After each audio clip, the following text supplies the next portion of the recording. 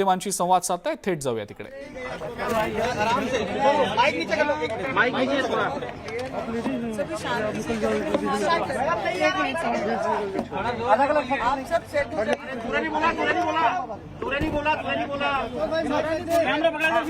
Ma'am आप किस नेताओं से मिलेंगे? और 14 दिवस जेल मध्ये होती ना मैम आप आज आपका यहाँ पर आप यहाँ पर क्या पूछा मुझे कि मेरा पर्पस क्या है, मेरा अधिकार एक घर है. मैम लोकसभा का जो मैं अधिकार लेके आती हूँ वो दिल्ली ही लेके आती हूँ. सब अधिकारों का एक मिनट भाई, चुप रहो. इस्तेमाल और अधिकारों के लिए लड़ाई लड़ने का घर मेरा दिल्ली है, जहाँ पर पार्लियामेंट जिसे कहते हैं. मुझे लगता है महाराष्ट्र में जो भी दुर्घटना हमारे साथ हुई, दुर्व्यवहार हमारे साथ हुआ, as a member of parliament और एज ए एमएलए हमारे साथ जो भी हुआ उसके अगेंस्ट में जो मैंने मुंबई कार्रवाई करने के लिए दी उस पर कुछ कार्रवाई नहीं हुई. कोर्ट ने आपको नोटिस इशू किया है. आज मैं दिल्ली में उसी के अगेंस्ट में आई हूँ. तो मुझे लगता है कि मैं सभी जितने भी बड़े लीडर्स और जो रिप्रेजेंट करते हैं, जो वुमेन्स को रिस्पेक्ट करते हैं सेंटर के द्वारा, उनके पास आके उनको मिलके मेरी पीड़ा मेरे साथ आप आगे हो. पिटीशन फाइल हुई है, आपकी बेल कैंसिलेशन के लिए भी बात हुई है, इस पर क्या कहेंगे? मुझे आई हूँ. तो मुझे लगता है कि मैं सभी जितने भी बड़े लीडर्स और जो रिप्रेजेंट करते हैं, जो वुमेन्स को रिस्पेक्ट करते हैं सेंटर के द्वारा, उनके पास आके उनको मिलके मेरी पीड़ा मेरे साथ में जो हुआ उनको बताऊंगी. आप आगे हो. पिटीशन फाइल हुई है, आपकी बेल कैंसिलेशन के लिए भी बात हुई है, इस पर क्या कहेंगे? मुझे लगता है कि जो भी कोर्ट ने आदेश मुझे दिए थे, जो मेरे बेल एप्लीकेशन ऑर्डर में थी कि पर्टिकुलर ये सब्जेक्ट पे मैं बात नहीं करूंगी, पर एज ए लोक प्रतिनिधि लोकतंत्र में संविधान ने मुझे जो अधिकार दिया है वो पर्टिकुलर सब्जेक्ट को छोड़कर मैं बाकी सब्जेक्ट पे बात कर सकती हूँ.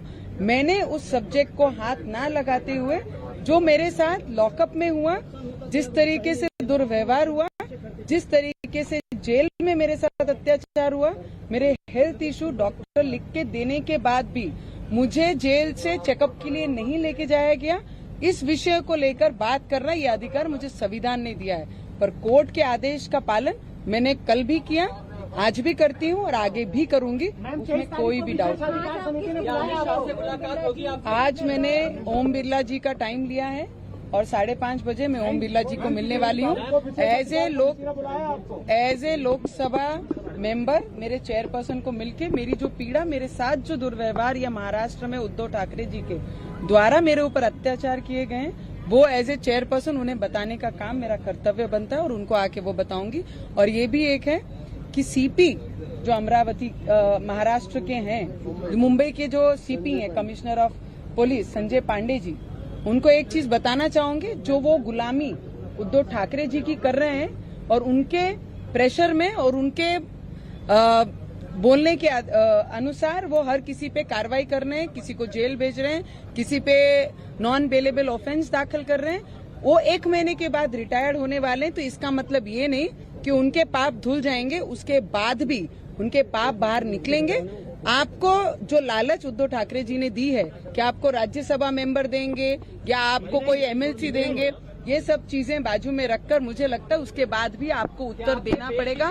और जब जिसने मेरे ऊपर और विधायक रवि जी के ऊपर जिन्होंने गलत तरीके से ऑफेंस दाखिल किया है, जब तक मुझे सब एक जनता से पूछना है, आप सब यहाँ पर हैं, आप सबको पूछना चाहूंगी मेरी गलती क्या थी, मैंने गलती क्या की.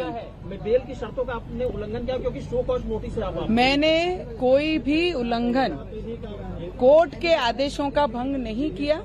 मैंने उस पर्टिकुलर विषय को हाथ नहीं लगाया.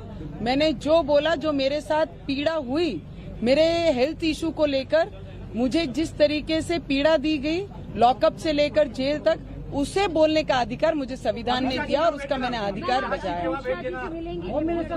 100% मैं सभी का समय लेऊंगी और लेकर वहां तक जाऊंगी. दादा, मी अमित शहाजींना जे महिलांना रिस्पेक्ट करतात, देशाचे गृहमंत्री आहे, ओम बिर्ला साहेब आणि मोठे अजून जे लीडर आहे ज्यांच्या हात पूर्ण राईट्स आहे, जे महिलांना रिस्पेक्ट करतात, तिथपर्यंत मी त्यांच्या दार ठोकण्यासाठी जाणार आणि त्यांना मी न्याय मांगण्याची पूर्ण गुहार लावणार आहे. मुझे लगता है नरेंद्र मोदींची भेट घेणार का? पीएम साहब को भी, हमारे मुख्यमंत्री जैसे वो फ्री नहीं है पीएम साहब. हमारे मुख्यमंत्री दो साल कार्यालय नहीं जाते हैं मुख्यमंत्री के.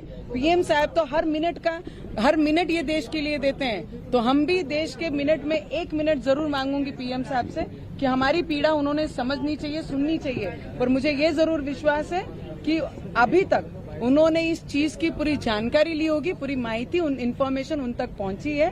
पर मुझे ये जरूर पता है कि पीएम साहब का 1-1 मिनट बहुत महत्व रखता है ये देश के लिए, और वो देश के लिए 1-1 मिनट के लिए काम करते हैं. उद्धव ठाकरे जी के जैसा 2 साल ऑफिस में नहीं जाते.